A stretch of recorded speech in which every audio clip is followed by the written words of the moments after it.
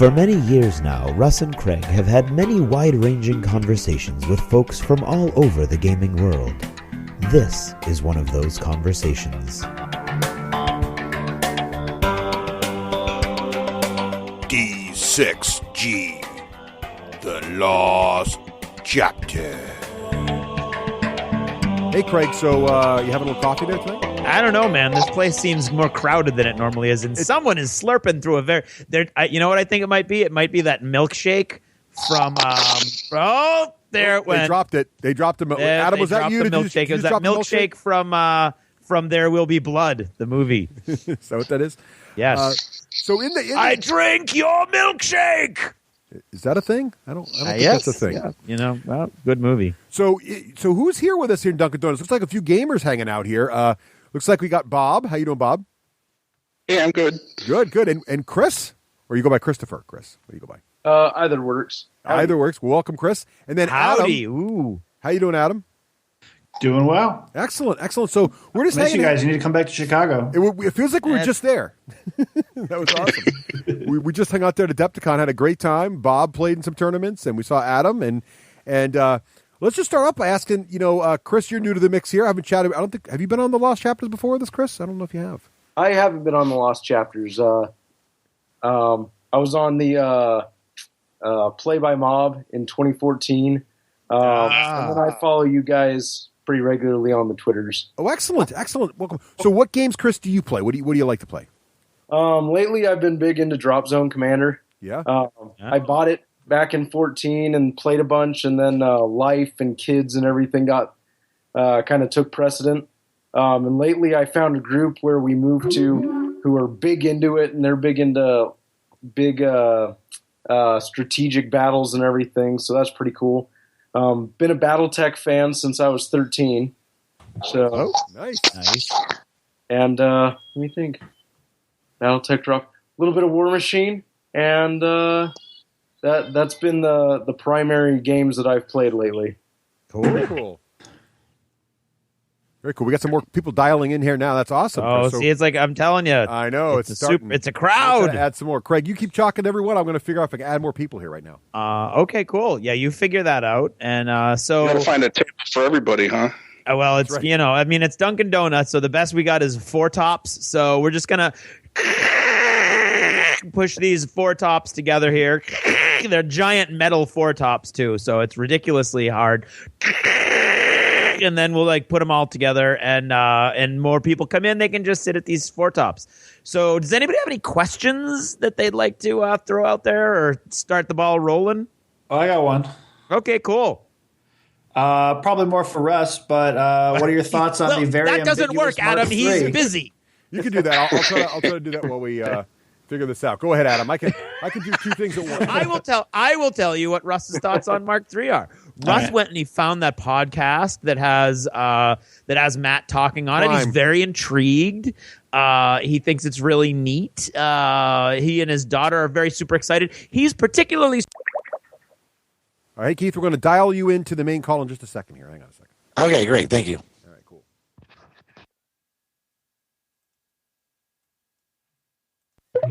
They're rising to the level of commanders, and so you whole new somebody's with the milkshake again. Somebody's going in. They're going in with a whole new group of forecasters, and so he's very excited about that. Apparently, he's very intrigued by the fact that a single warcaster is now going to come with basically enough resource that they're going to be able to buy basically, I believe, their entire starter box worth of warjacks. Yes. So your baseline is going to be a starter box. And I guess as long as they're within your control radius, everybody starts the turn with a focus. So you're going to be able to do more with more jacks, and at the same time, maybe husband your focus a little more for your caster as well, so that they are strong across the game power rather than a late game surge as they usually are. Exactly. Were they saying that Horde's Warlocks would also they can get 1 Fury for every dead War Beast? So at the end of the game, if you have all your War Beasts dead, you can still have a bunch of Fury and not just be They did in say trouble. that. So every dead War Beast that you connected to their spirits. So after they die, you generate 1 free fury during the control phase. That's what they say. Yeah, that sounds interesting. I love that. Yeah, I like it too. Cool. It sort of mitigates the fact that Hordes is such a late game, early game part, and War Machines the late game part. So it kind of like balances that a little bit. We'll see what happens, but sounds cool. Welcome, Keith. Thank you for joining us here in Dunkin' Donuts. We appreciate you dropping by. Oh, thank you very much. Glad to be here. I'm just eating my glazed donut here. Excellent. Oh, very Excellent. nice. Very Good nice. choice. And a good radio Classic. place as well. Yeah, I like that. Now, Keith, what games do you play, sir? Mostly board games, as I dialed in. I heard you guys were talking about War Machine and Hordes. I'm not too much into the miniatures, although I do have a big X-Wing collection. But mostly, just typical board games, mostly on the Euro end of things. Oh, very cool. Cool. See, we got a little bit of everything going on here. There you go. All right, very cool. So anybody else got a topic they want to talk about? Anything goes. This is open. We're just sitting here at Dunkin' Donuts enjoying some sweets and some coffee. What do you want to talk about? Well, I'll bring up a topic. Have you guys talked about the Rogue One trailer? Ooh, we have not. All right, so We have seen it several times. Yeah, so has everyone seen it? I have. Yes. All right, so Keith, you brought it up. What did you like about it, or did you not like about it? Oh, I liked it a lot. So let me start off and say I think my opinion of The Force Awakens is a little lower than most. I didn't like it quite as much as most, and this trailer really has me hopeful that it will scratch the itch that The Force Awakens did not. I'm with you. Oh, man, was that good. I was disappointed by Force Awakens, actually. Okay. Yeah, I liked the fact that – so part of my thing is in The Force Awakens, I did like the fact that Rey was a main heroine. I have an 8-year-old daughter, and I'm always looking for a good role model for her, but I wasn't super excited about Rey's portrayal. And in the new trailer, I'm excited to see another female lead that maybe is a little closer to what I was hoping for. Oh, cool. Cool. All right. I like that. Yeah, I'm with you. I have an 8-year-old sister, and we got her into Star Wars by watching the Clone Wars, since it had a female protagonist in Ahsoka. So that was huge in getting her to invest in it. And Excellent. Right. And I liked seeing the old classic stormtroopers. And I think the scene that really got me excited the most was seeing those AT-ATs walking up the beach. Oh, heck yeah. That was awesome. Did anyone else get the also, feeling that this was like a Dirty Dozen kind of movie? yeah. Oh, yeah, absolutely. Yeah, very much so. I was gonna say I'm really like the idea of, I feel like the Star Wars universe is really it's really rich, but a lot of times it's just it boils down to either Jedi or smugglers, right? But you can do so many things. It feels like it's gonna be like a heist movie almost set in Star Wars. Yep, And I love yep. heist movies, so I think that's gonna be awesome. Like, what was that video game, Russ? It was supposed to take place in like the underbelly of Coruscant. It was called like 1138, 1137 or something. Yes, It was just a number. Yep. But it was supposed to be all bounty hunters, and it got canceled, It unfortunately. did get canceled. It was going to be the one you could play Boba Fett in or whatever. Yeah, right. Yeah, it does sound good to me too. I like what I saw. I did like Force Awakens, but I'm looking very much. I like the era they chose for this one. It's more retro. Well, it definitely harkens back to all the original stuff that we love, and I like that there's more strong female characters still. It's cool also. I feel like it's the prequels we actually wanted.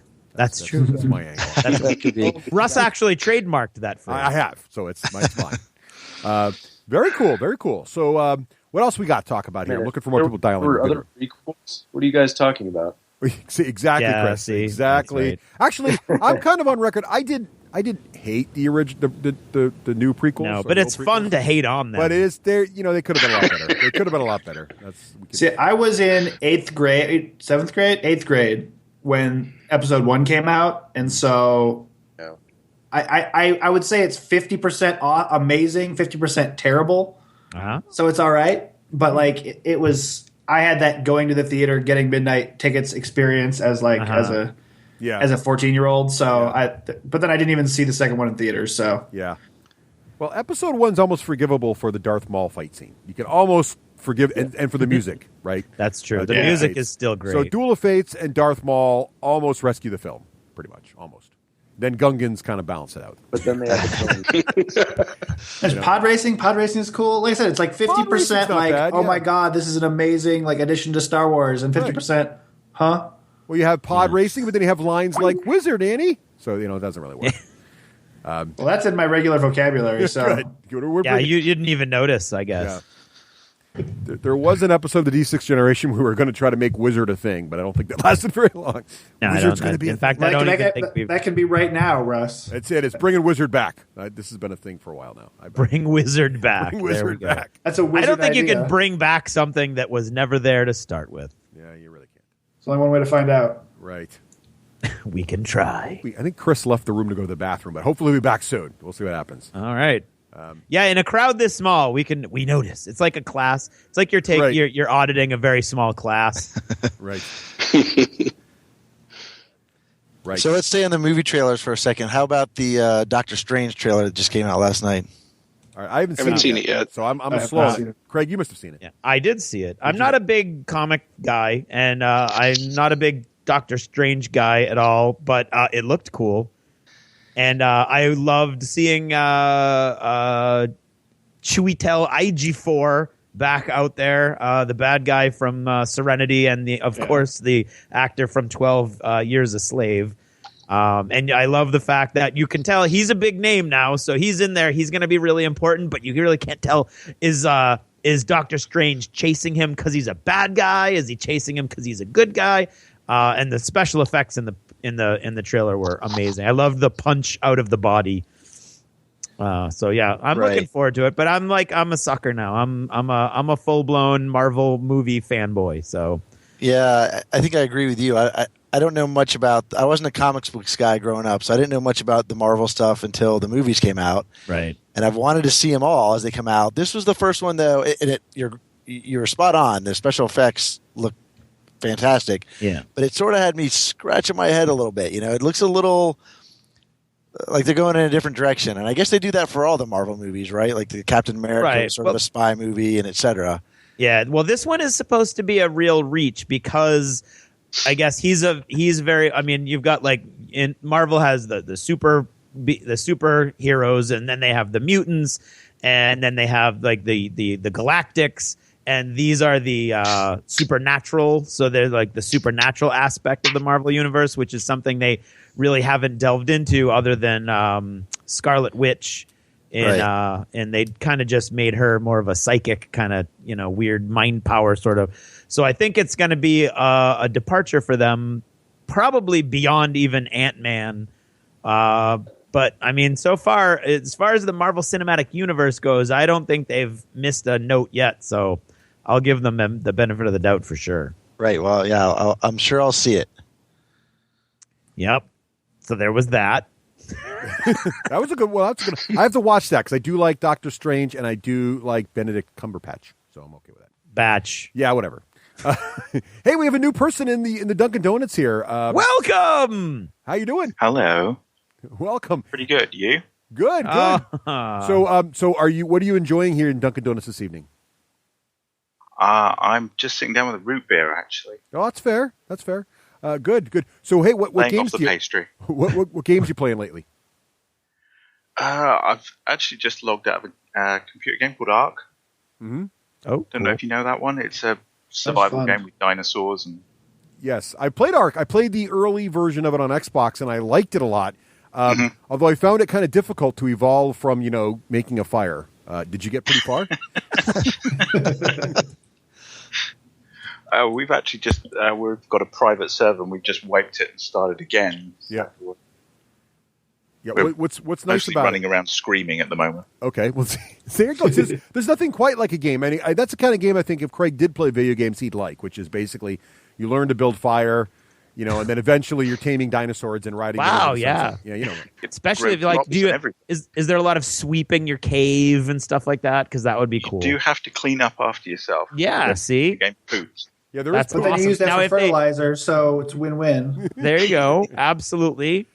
Yeah. And if they have farming, it's even better, right? Exactly. Now, if you can get some sort of Neolithic accounting going on in there, then you've pretty much got the trifecta for me. Right. Do you eventually trade in the Mediterranean? That's what I want to know. Because that would just bring it all the way around. Rafts, right. Yeah, see? That's only the beginning. I hear it's in 3.0. They're going to introduce trading on rafts in the Mediterranean. Very good. Could be. Nice. I had the most ridiculous first experience with that game. I'm like, oh, it's an ankylosaurus. Let me see if I can ride this thing. And I jumped on top of it and it was okay. I'm like, what does this button do? And it attacked it, and then I died instantly. Yeah, I had a similar problem. Dinosaurs don't like me apparently in that game. It's sort of a thing. Hey, has anybody played Quantum Break yet? No. I've seen the commercial. No, I haven't heard. I guess it's cricket, so I'm the only Xbox One player. I guess. Well, I'm enjoying it, but I won't Xbox spoil it. One just. I have to choose between miniatures and video games. That's fair. That's a tough call. They're both expensive. I can hear that. Yep. I don't have the time for the video games myself. Yeah. So what? So Craig, what's on your painting table right now that people could relate to? What's on my painting table right now? I'm finishing up a bunch of that. What was it? Death Ray Designs terrain that we got at Adepticon. Yep. That stuff and your mileage may vary. I didn't buy it.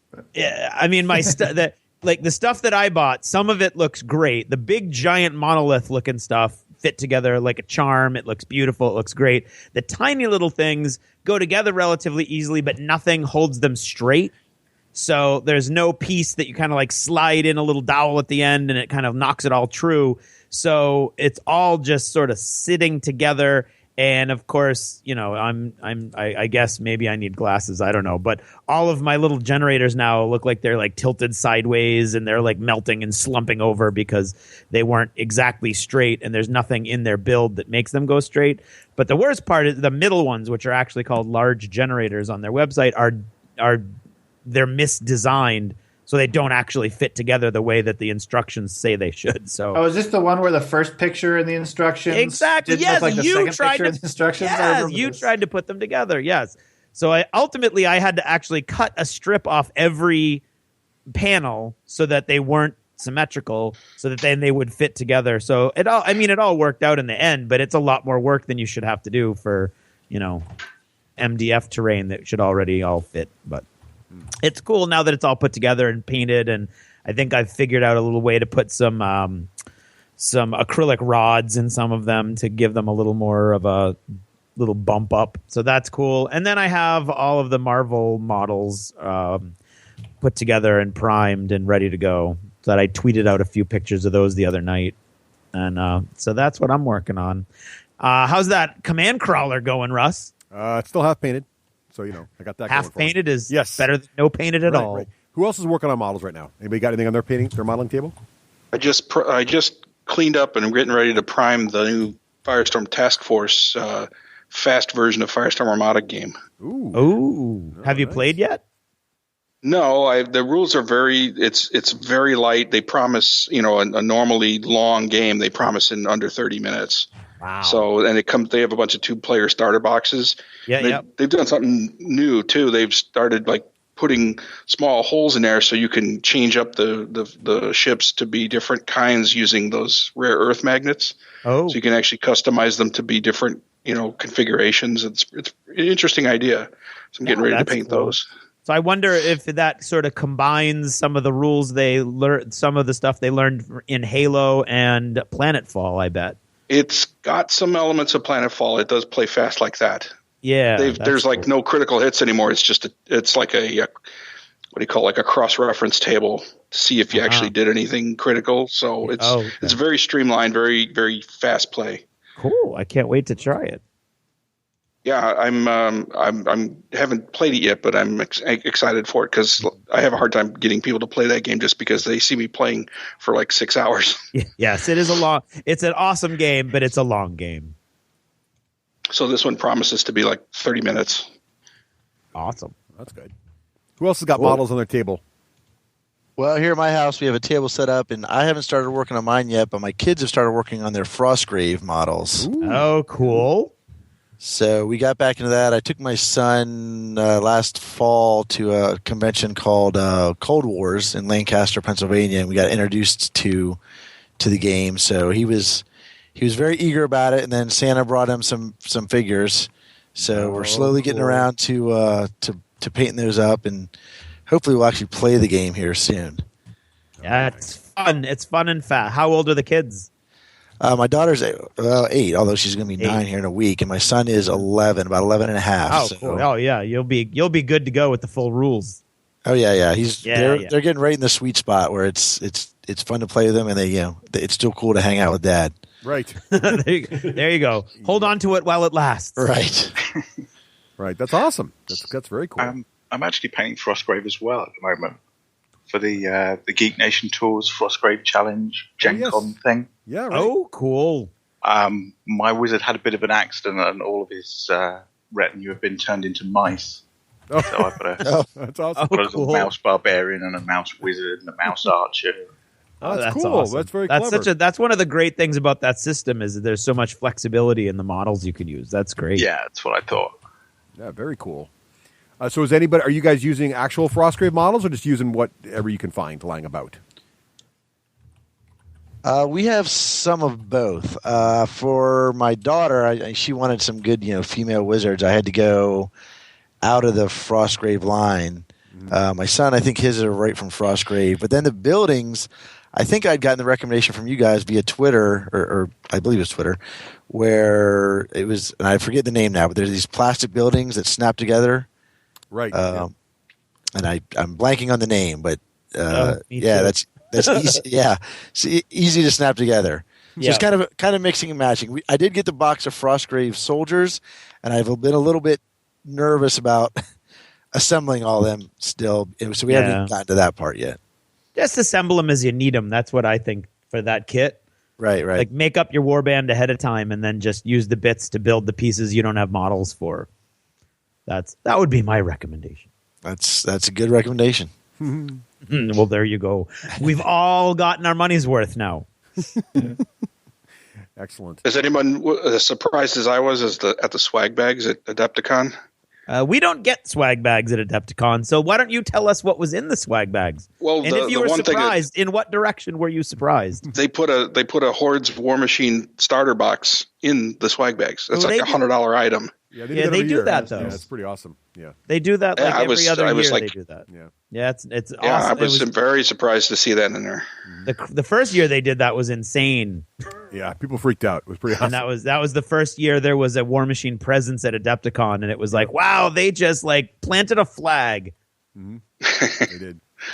So yeah, I got a whole new game just for showing up. Let me know. Right. What's that, Adam? Tell Bob, if you want to learn to play right before the new rules come out, let me know. Right. Yeah, I just got an email saying that anyone who got that starter box now can have free upgrade cards on it when the new rules come. So. Oh, very cool. Yeah. From whom did you get that email? Is that like Privateer Press following up on all their free stuff? It was an Adepticon email. Oh, cool. Kind of linked with Privateer Press saying that anyone who sends just send to this email address and we'll give you the new cards for the new rules. Yeah, that's nice. That's the Adepticon guys probably watching out for you. That's nice. Mm-hmm. Yeah, what else was in the bag? Oh, you name it. Paint samples, all tons of. There's a new GF9 has a new game coming out. Really easy tank battle game. They give you 1 or 2 tanks to try it out. And cool. There was several other. There was Malifaux had a mystery box with a mystery miniature in it, and just tons of just any kind of minis. Just stuff that's to get your feet wet on anything. I can't even think of it all. Right. It was just this huge bag full of stuff. In all the different categories that Adepticon kind of takes the cake, I think their swag bags are probably the best swag bags I've ever seen. As far as like your standard, everybody gets one. And I think that the swag bags for the Geek Nation tours were even bigger than the ones that the pre-order people got. Oh, probably. Yeah, probably. Knowing Terrace. Well, that's cool. That's very cool. So let's see. We talked about. Let's see what else we talked about. Oh, has anyone backed any Kickstarters lately? Ethereum. New faction. Oh yeah, the new faction for Ethereum. Okay, cool. Now you like an Ethereum, Bob? Obviously. Adepticon was the first time I got to play it. I've read the rules and I've got to play 3 games. They actually had a narrative event that's going to affect the fiction. Oh yeah, and I had a blast. I know some people aren't real keen on it, but I loved it. You know, Cool. it just I had a lot of fun with that game. Cool. It's neat. I have backed an escape room in a box. Now, how does that work? What? Escape room in a box? Well, you know what escape rooms are? Yes. Yes. Yep. Mm-hmm. So it's like that, but they just send you a kit and they go, okay, here it is. Is this kind of And like the how to idea is host a supposed murder? to be like a one-time event, that you can do with a group of people. So it's kind of like the how to host. Is it like murder how to game. host a murder? Or? But it's how to host an escape room. Ideally, I think that's the idea. All right. Okay, I can see that. So I guess I don't know what an escape box is. Escape room. So escape room is I haven't done one personally, but generally the idea is like you go to they'll have like a building somewhere and they set up this room for you and you get locked in the room and it's your job to figure out the way to get out, and you might have to find a clue on a wall somewhere that leads you to a certain book on the bookshelf and a certain page, and then you find something that'll help you find a key or whatever it happens to be. Yeah, these are like the duck boats of 2016. So in other words, every major tourist city has escape rooms in them. It's like in there. If you go to TripAdvisor and look, they're like, oh really? The number like 2 the or number new 3 thing to do in every city is escape rooms, right? It's like, I think there's going to be one at Gen Con. probably, yeah. That's wouldn't be surprised. I have never heard of this. Yep. Escape There's room, an episode of Big Bang Theory where they went to one of those and they got an hour to get out of the thing and they solved it in like 10 minutes. Right into their board. Like, now what do we do? Wow, it auto-populates to Escape Room Boston. There you go, see? Worcester, Portland, Manchester, There's one- New I Hampshire. told you There's one right in Manchester. There's one in every city. Everybody's Providence. It's Wow, like duck I boats, don't I'm normally telling you. believe Russ, but clearly he's right this time. Sometimes I am. Hey, even a blind squirrel finds a nut every like now a and broken then. clock twice a day. That's right. Right.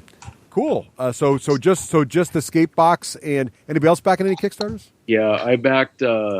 It's a living card game that's actually local to Nebraska, which is crazy for me. But it's called Battle for Solaria. It's a living card game. Ooh, all right. And it really cool. I've only gotten to demo play it once, and it runs pretty quick. Only 2 factions so far. They're going to come out with a third. The company's out of Lincoln, Nebraska. And it was like a month or 2 after the Kickstarter was funded. They sent everyone their stuff. So one of the company did really good taking care of its backers. And a lot of companies do, but I didn't have to wait like a year and a half, or a year and a half later. And then Drake the Dragon 2 or whatever it was says they can't fund it. And thanks for all your money, but you're not getting your stuff. So it's pretty cool. It's just finding people to play. That's cool. So I had a couple Kickstarters. There's 3 that I backed recently. I'll run down them real quick. 2 of them are Westerns. Tiny Epic Western. Oh, yeah. Yeah. Yep. And then a game called Saloon Tycoon, which I don't know how it plays, but the tiles look and the artwork look absolutely fabulous on it. See, now I'm on Kickstarter looking. Yeah. Anything with cowboys is Saloon- pretty much my weakness right here. Saloon Tycoon. Saloon Tycoon. Have you seen the new Soda The Pop cadence of that miniatures? is fabulous. That's a sort of chibi Western train robbing game. I have not seen that. Oh, no, I got to go look at that, too. Chibi. Russ is Western. helpless. Oh, no. Russ is helpless. Chibi Western. Hide my credit card. Sort of like sci-fi too, right? Yeah, it's kind Chibi of Wild Sci-Fi West Western. Wait, what now? It's like Chibi Wild West Exodus. It's Wild West Exodus with chibis. Wait, I'm Or a Googling. Chibi Firefly. Oh, Saloon Tycoon does look cool. Saloon Tycoon looks awesome. Well, the art looks great. Rail Raiders Infinite is the name, Russ, for Rail throw all your Raiders money Infinite. at. All right, wait, Rail We're going to just Raiders. toss your money there. I should not have asked this question. I'm already regretting it. Rail Raiders Infinite. Oh, there it is. Soda Pop Miniatures. Let's see. They are, in Cheap fact, sci-fi Western board game. they are total. That's actually the title. You don't see these guys know how to. That's how they make all their money. They know how to name this, right? The very first sentence in bold: chibi sci-fi Western board game, 2 to 4 players. That's just a win. What's it called again? Rail Raiders Infinite. Rail Raiders. Oh, wow. Of How do course. Rail Raiders makes too much sense. It's chibi. You got to throw in something else. Infinite. Of course. How do I watch this without accidentally backing it to maximum level? I got to figure this out. Wow, this looks cool. Look at it. It's got little like. Oh wow! It's got a modular board, Russ. It's got a modular board. You're on a train, And it's Wow. got a Zorro outfit. dude. It's got a squirrel and a Zorro outfit. You can't. I think he's a How do you go wrong? You can't go wrong. Bots. This totally is Wild West Exodus chibi. It is. It's Zorro. It's Zorro the squirrel. That is awesome. Wait, this robot? Oh, yeah, that is Zorro the squirrel. This is epic. Wow. This is evil. Look at that. The Junior good, the bad, and the Dallas, bot. Thorn. All his expansions are cool. Ooh, Ross plastic coins. Oh, man. All I gotta that look money away. Russ has Gotta maybe look spent away. over the years. Gotta look away. Now it's revenge. It is. Okay, exactly. You don't need to pay your mortgage. You guys are evil. This is great. This is cool. Both these look good. Now I got to decide. I have a tough decision to make. But isn't the other one closed? Which one? Saloon Tycoon? The Saloon Tycoon? Saloon Tycoon is closed, yeah. Well, that makes Decision made. Decision made. Backed. Bing. Wow. I recommend you get the Deutsche edition. Why not? Look at the dice with little icons on them. I can't read any of the entry to see what it's all about, but I think that looks perfect for you, Russ. Ooh, it involves poker dice too. This is full of win. This is a problem. Wow. All right. This I goggles, hate Craig. chibi, and I'm telling you, the cover alone looks cool. Look at the guy in the pith helmet. The old dude in the pith. Oh, come on. Oh God. Okay. Well, I got this is ideal for an audio format This is show. terrible. You realize that? Yes. Look at this. Yes. Look Google, at that. Well, you got to Google. I mean, you got to go to Kickstarter and look at Rail Raiders Infinite while you listen to this podcast, and you'll know what we're talking about. But not if you're driving. If you're driving, don't do that. Don't do this while you're driving. It is only 8 days to go, so by the time you hear this, it's probably too late, which is probably best for everyone. Let's be honest. Yeah, that's true. Wow, it's already funded too at over what? Four times over the goal. 100,000. Yeah, right. Wow. Yeah. That looks Where's evil. the? That's what you got to find, Russ. Where are the stretch goals that But I they've do have to opened? watch the rules because sometimes Soda Pop's rules are great and sometimes they're not. So I got to kind of watch. Well, the video. looking at the artwork, it looks like this may be the confluence of their chibi and their not so chibi artwork too. There's a couple of very well endowed chibi. Well, that's the other problem. There. Some of these female models are not ideal for those of us with female daughters, which would be redundant. As opposed to male daughters. I knew that was going to get me in trouble as soon as I. Well, you can't hold Russ to that I'm kind distracted by the of chibi specificity. I can't focus. There's too much chibi on my screen right now. That's awesome. All right, so is that all the El Kickstarters? Cola. Is there anything else we should be not looking at? I backed the 7C second edition, if only because they said, like, we'll deliver 15 PDF books from the previous thing for $40, plus all the new ones. I'm like, I feel like I can't turn that down. Yeah, right. Well, What was that? 7C. The 7C role-playing game second edition, as part of the backing, they gave you all the first edition PDFs. Oh, cool.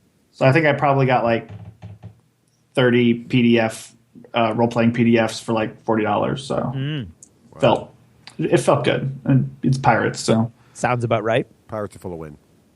Do you see they're already Kickstartering the second edition of Rum and Bones? I don't think the first game's been out even for 6 months yet. That was surprising to me. Didn't that drop like right after Adepticon, like the day after Adepticon? Yeah. They were like, "Hey, by the way, there's a new edition coming out." Yeah, yeah.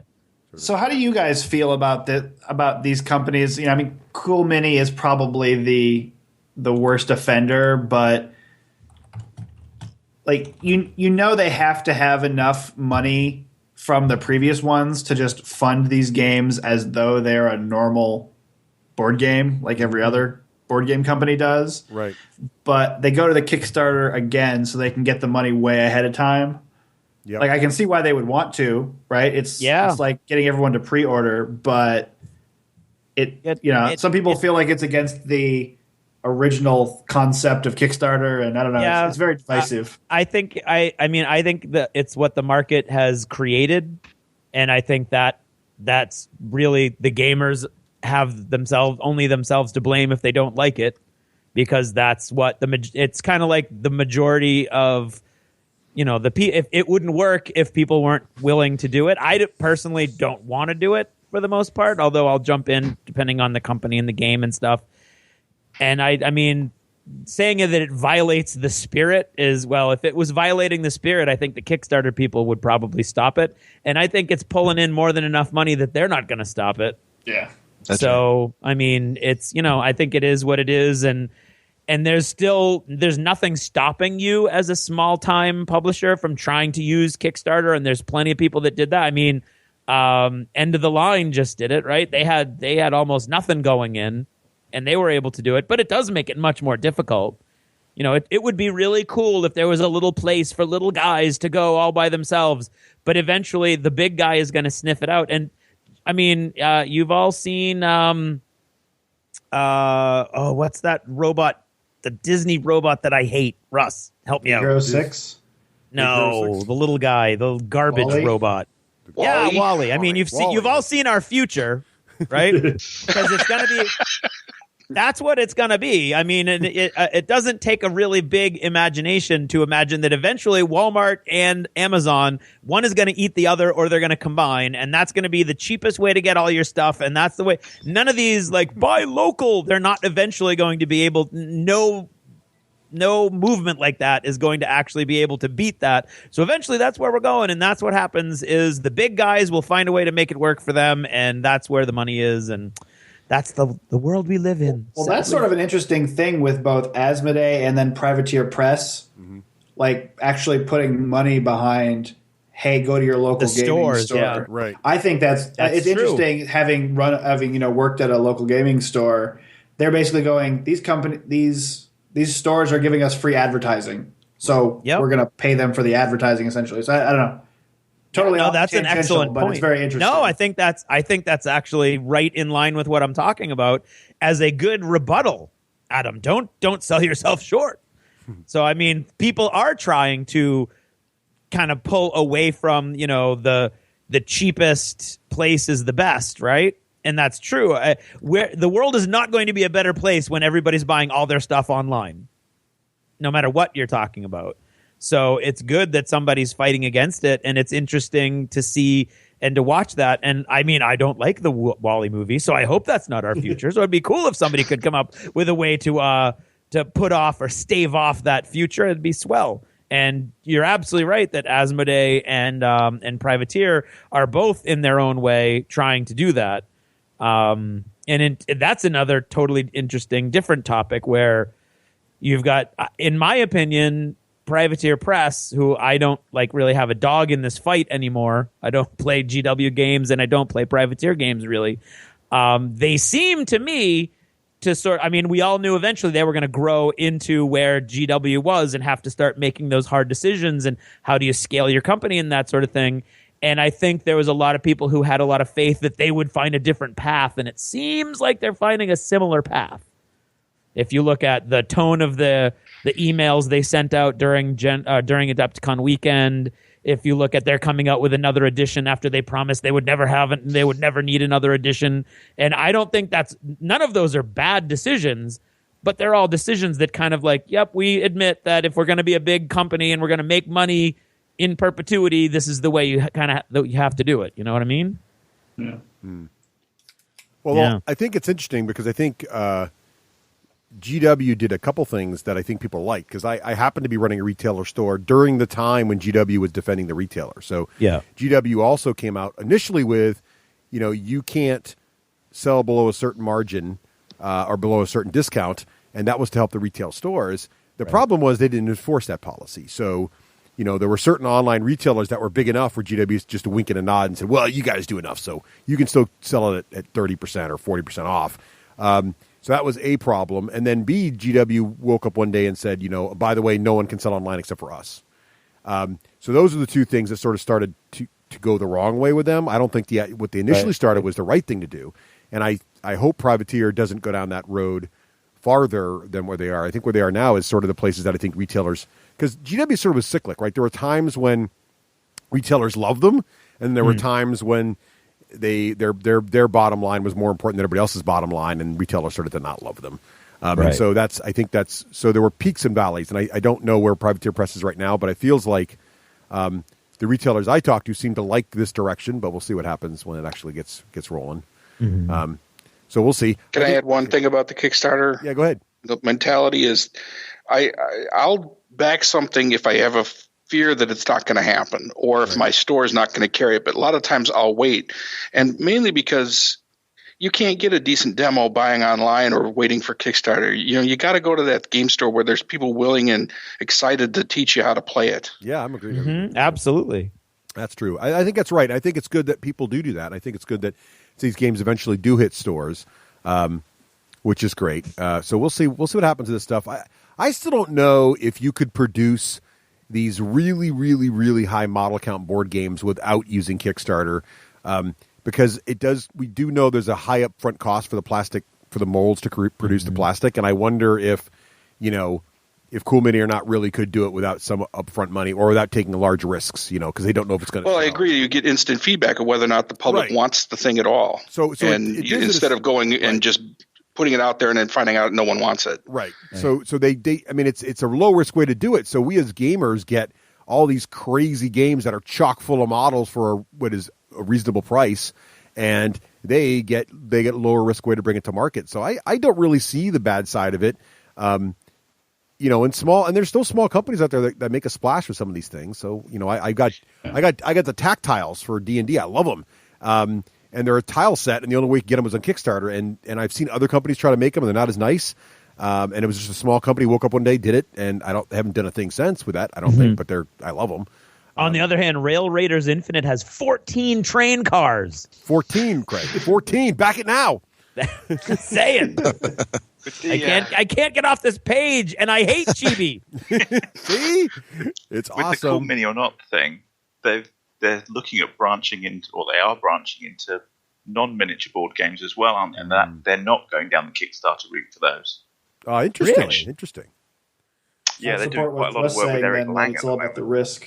Yeah, it supports the idea that the plastic molds are so expensive, it's still hard to tell. Because that's what lets them do that, right? Every new model costs a certain amount of large chunks of money because it's a different sculpt. So they can make a game with all the same pose, but to have a game with 12 poses, which is what we expect from them now, like think about Zombie Side for a minute. Oh, my God. How do you do that? And you got to have a Kickstarter for that. I mean, they've probably got the money to do one without going through Kickstarter now, but if it failed, they'd be bankrupt. Exactly. Right, exactly. Yeah. Yeah. So I do think Kickstarter is still allowing things to exist that couldn't without the concept of it. So I think that's the spirit of it, right? I guess. Maybe I'm being overly optimistic, but one of the arguments I heard against it is the fact that everybody who wants the game is going to essentially use Kickstarter as a pre-order, and then when it finally hits the store, everyone who wanted one has got theirs already, and now that sits on the shelf. At least that's the argument I've heard. Oh yeah, retailers hate it. Yeah. Oh, I think that argument. Yeah, I think that's entirely valid. Retailers but that's not going to kill it. But they also hate Amazon, right? So I mean, it doesn't. Yeah. I mean, I think most. I say what a lot of them do now too is they'll have special retailer packages and then throw in something that's retailer exclusive. Right. Yeah. And if people start doing more of that, that would help, I think. Yeah. But with that issue anyway. Yeah. Yep. Cool. Well, we're almost out of time, guys. Any last topics you were hoping we talk about we did not cover? Well, I'll get into the obligatory blaming of you guys for causing me to spend money. I picked up, speaking of Western games, I picked up the Legends of the American Frontier based solely off of your review. What'd you think? I haven't had a chance to play it yet. I just picked it up at a convention I was at this past weekend. All I've done is open it up and put together the dials. But I happened to be Richard Lanius, the designer, was at the convention, so I got him to sign it, and we chatted about it for a while. But I mentioned that one of the reason I was picking it up because I heard your review of it on the show. So awesome. Well, I hope Thanks it lives for up, spreading the word. I hope it lives up to the expectations we set. But I think you'll enjoy it. We really liked it a lot. Yep. So good stuff. Did you guys, when you came out, did you get to get any of the good Chicago food? We did. We actually ate pizza twice in the same day. That's perfectly fine. 2 different pizza places. I don't think I could move by the end. Which of the also gave us an old married couples moment, which was fun. And then we had we went out for lunch, right? And then at dinner we had Sam of Games and Gears was like, "Oh, you've got to go out to dinner with us. We're gonna have pizza. What do you think?" And I got a sharp elbow to the back. As Russ said, we'd love more. We'd love pizza. Right. Like I was gonna say no. You were thinking about it. I was not thinking about it. I was thinking about maybe saying, "Could we go someplace with other food also?" But no, that's See? okay. And we already had. It would have queered the deal. I get it. Yep. And we had leftover pizza in the fridge too, so we had plenty of pizza. Well, and then we okay. So whose did you get? Let's see. Who did we go to first? Went to Lou's first. Yeah, Lou's, and then we went to Giordano's? No, that you went to Illuminati's. Yeah. Oh no, we went to Giordano's. We went to Giordano's, and then we went to Illuminati's afterwards. Yep. Yeah. And then on Saturday we had with the hot dog thing, wherever that place is. Portillo's, yes. Yeah. Right. And then on Monday, gotta do Portillo's. Yep. On Monday we went to that burger place. We did. That burger place was awesome, dude. The one with the Morgul burger? Yes, we went there. Sadly, you know what? When Adepticon's over, they don't go with the themed burger anymore. Well, they do, but they're all Hard Rock themed burgers, and they're awesome. They're really, really, really good. It was a very interesting restaurant because it's all like this Hard Rock themed thing, right down to the waitresses and the waiters and the way they're dressed and everything. The whole place is like a rock concert. But then there's like an executive chef there, and the burgers are like immaculately prepared with amazing toppings. I had brandy infused pears on top of a burger with brie. It was fantastic. Wow, it was awesome. Yeah. So I highly recommend that. And they do sort of the thing like the Ram does, where they have a themed burger for Privateer. They did a cross promotion with Privateer Press with a burger. It was really good. I highly recommend them. They're awesome. It was delish. I guess there's a chain, and I guess there's also one in Indianapolis now. Really? So because John Richard of formerly of Game On was watching my Facebook feed. He goes, "Oh, there's one just opened up in Indy. I got to go check it out." So whether you go to Adepticon or Gen Con, you should be able to try one of these burgers. It should be possible. Cool. Awesome.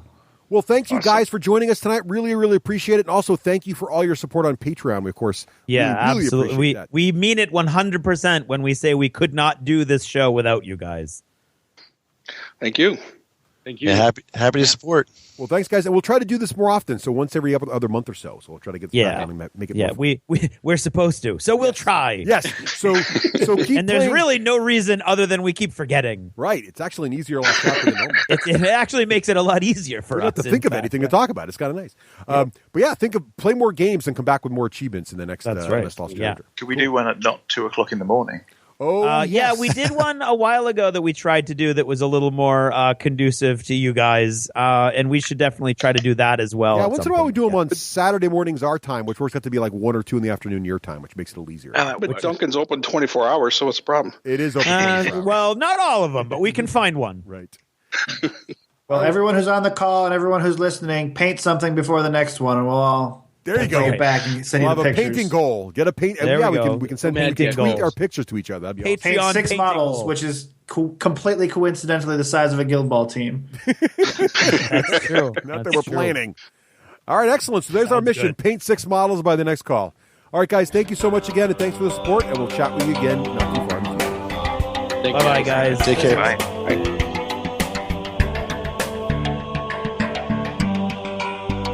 Thanks for purchasing a D6G Lost Chapter. Supporting the show helps it grow.